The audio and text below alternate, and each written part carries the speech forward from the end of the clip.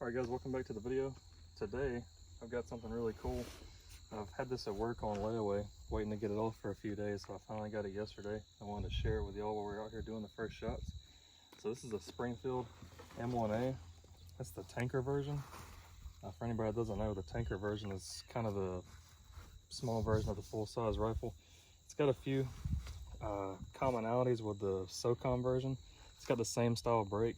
It's got the tritium night sight on the front, but otherwise, aside from that, it's basically just a scaled down version of your full-size M1A with a couple of little SOCOM similarities on the front.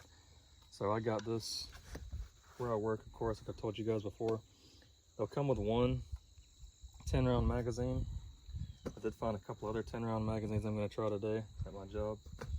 But you get the rifle, comes in this little bag like most of your Springfield rifles do these days, and a little pouch with all your information up there.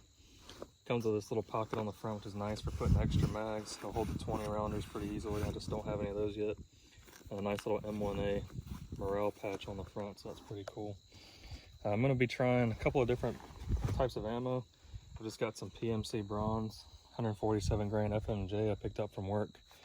Brass case ammo, I'm going to try that. I've also got a case of this Barnaul steel cased 145 grain full metal jacket I'm going to try. I've heard this runs pretty good in the M1As. I hope so, because it would be a little cheaper to shoot than the brass stuff right now.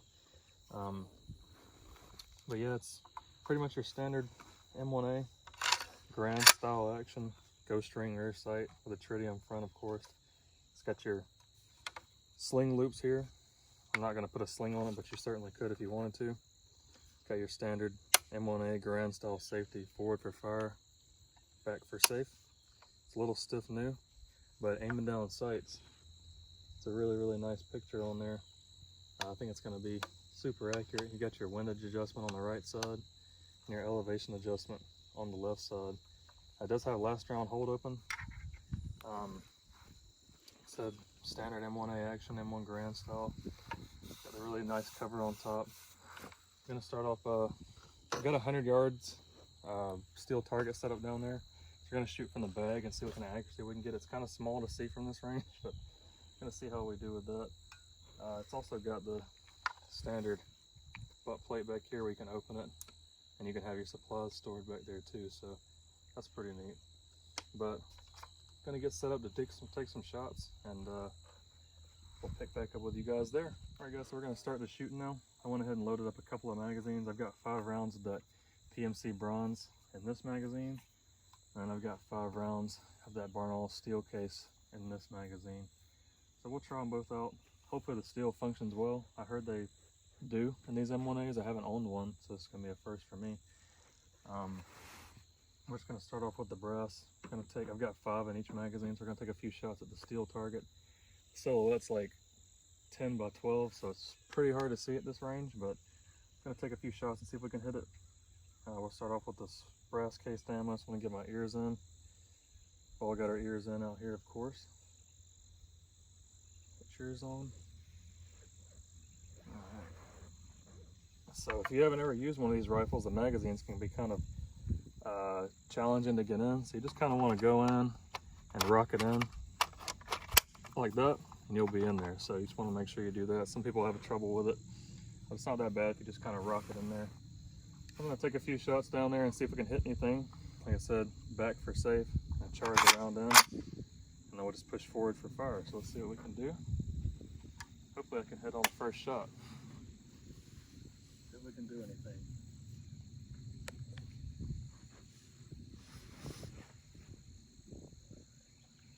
Ready?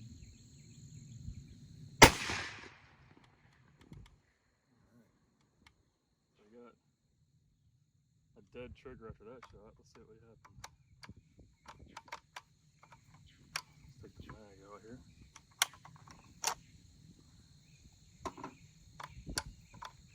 Alright.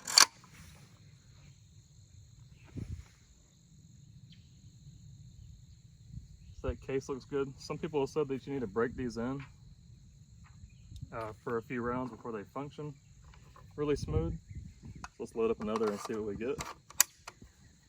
Got it on safe here. Charge another one. It looked like it hit to the left, so I'm going to try to adjust for that on this shot.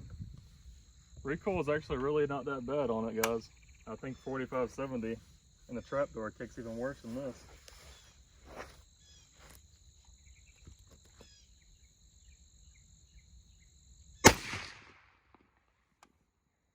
That one hit to the right a little bit. So did we get another? Let's see. So that time I did pick up the next round. So gonna try to adjust a little bit more if we can get one on the steel.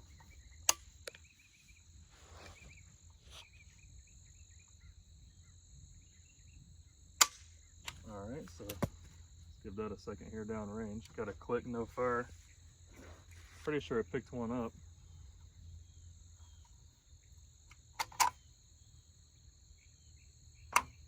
Just let that sit down range. Anytime you get a click and no bang, guys, you want to leave it aimed down range for at least 10 or 15 seconds in case it's a delayed reaction here. So nothing's happened. Let's see what we got. Got it on safe. Actually, safety won't engage because the firing pin has went home. All right, let's check this round out. Looks like a light primer strike, so we'll load that one back up and try it again. All right. Sometimes with new guns, I have a little bit of a break-in period. Let's get it on safe. Charge it again. Let's try another shot.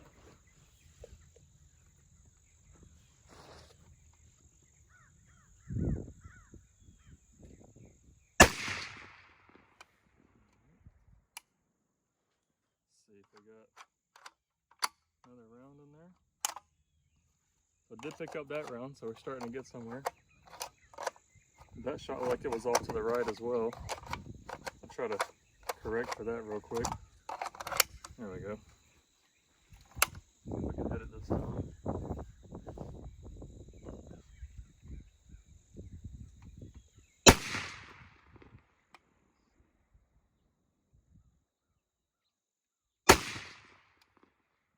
Alright, so there's that last round hold up in there.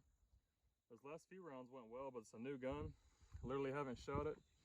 I didn't even really do any cleaning on it, guys, so it's not uncommon for them to have a couple little hiccups like that. So let's get this mag out and try the steel cased ammo. We've got 5 rounds of that. We'll see if we can hit it with that. I haven't hit the steel yet. At this range, it's really, really hard to see the target. The sight pretty much obscures the entire target. So we'll try again. I think it's hitting to the right, but I'm not 100% sure. Last round hold open, all you gotta do is push back on the bolt and it should go right home. There we go. So make sure you keep your finger out of the way of that charging rod because it will hurt you badly if you've got it up there. So let's try, let's see if we can do anything with this steel ammo. Hopefully it'll function well.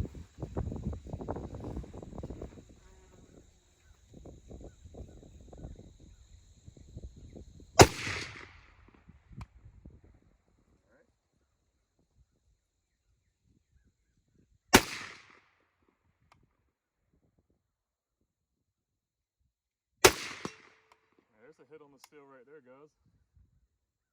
So you see all 3 of those shots that I've fired so far have been flawless with the steel ammo, so that's really nice. I feel like I was shooting to the right, so I adjusted to the left and came down a hair, so I got that hit. So I'm gonna try putting the top of the sight right on the bottom, or what I think is the bottom of that silhouette target. So we're gonna take these last 2 shots, see if we can put them on the steel. Apologize if the audio is rough, it's a little windy out here. So just bear with me, see what we can get here.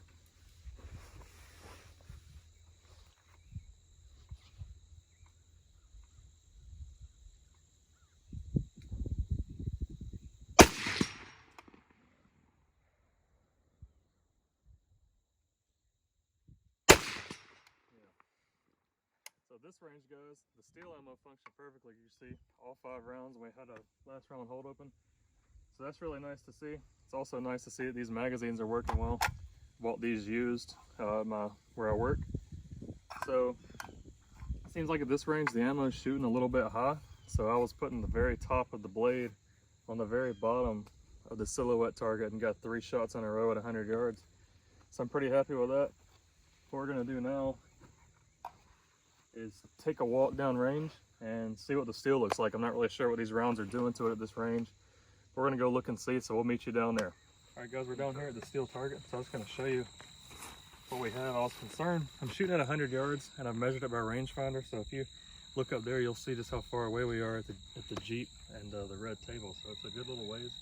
Probably looks farther away than it is, but 100 yards football field length, so it's pretty good ways away. I was concerned that I may tear up my steel. I've had this target for like 10 years or so probably, and it's got cracks and stuff in it, but I wasn't sure how well it would handle that 308. But yeah, I think if you look here, I've got a lot of other shots. I believe I've got one impact here, one here, and one here. And if those are the ones from the rifle, then that's like a 5-inch group or so at the 2 farthest points. And from that range with open sights, that's excellent accuracy in my mind. So really, really nice to see that. Hardly any, maybe just a small, tiny little pit on the steel at this range. That's really nice to see. I think what we're gonna do now is run back up there and I'm gonna take a few shots offhand and see if I can do anything with it offhand at 100 yards rather than being on the bag. So I nearly cut my thumb off the other day at work. So we'll see. I'm gonna use that as an excuse if I have any misses today, guys, because it is kind of tough to grip anything right now. But we'll go up there and try that, and we'll catch you up there in just a few minutes. All right guys, we're back up here at the red table at the 100-yard mark. I'm gonna actually do a couple of offhand shots, see if I can do anything on the target at this range. So I'm gonna do the same thing. I'm gonna do one mag. Well, I'm gonna do 5 rounds out of this mag of the brass cased PMC. I'm gonna do 5 rounds out of this mag of the steel cased Barnaul ammo. Just see if I can do anything offhand at this range, just kind of for fun. So let me get my ears in and get loaded up and take a few shots and see how we do. So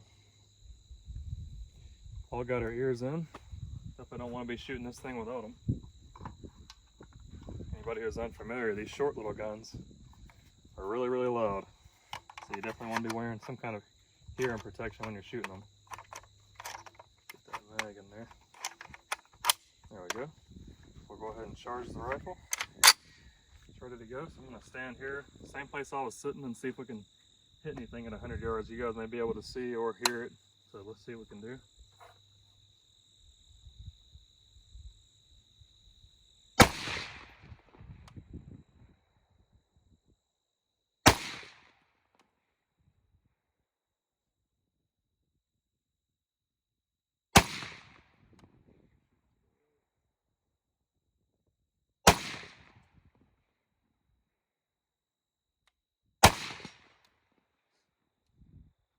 One out of 5 is not too bad.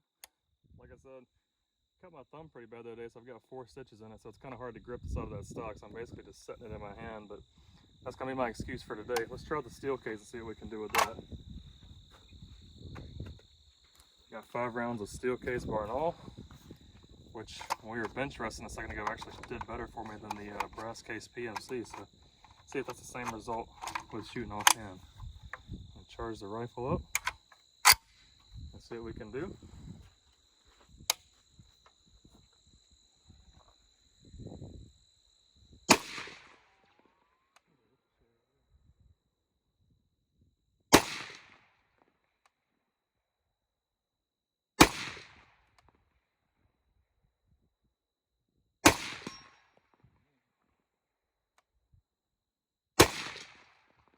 So 1 out of 5 again.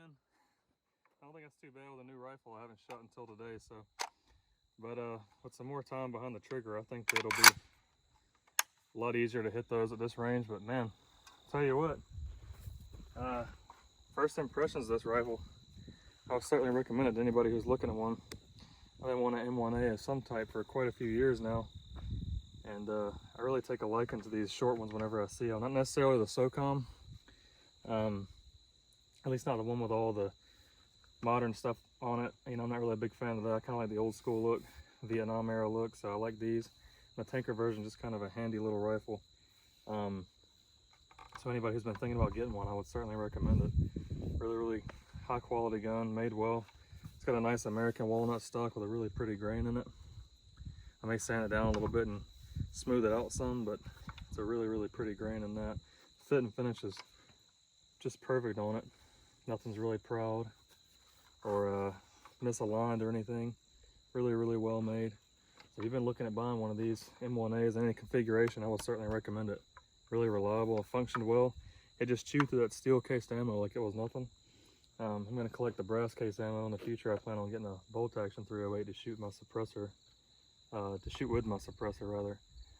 But I just can't recommend this enough, at least first impressions anyway. We'll see as time goes on, but I don't foresee any problems. We'll be seeing more videos of it. I'm going to do some on paper target shooting with it to see what kind of groups we can do. But I just want to get out here and take a couple of shots with it to, you know, when you get a new gun, everybody's always eager to get out to the range. So just want to get it out. But I hope you guys enjoyed this video. Leave me a like and a comment if you did. Check out my other videos for more content just like this. And hope to catch you on the next one. You guys just take it easy. I appreciate you watching.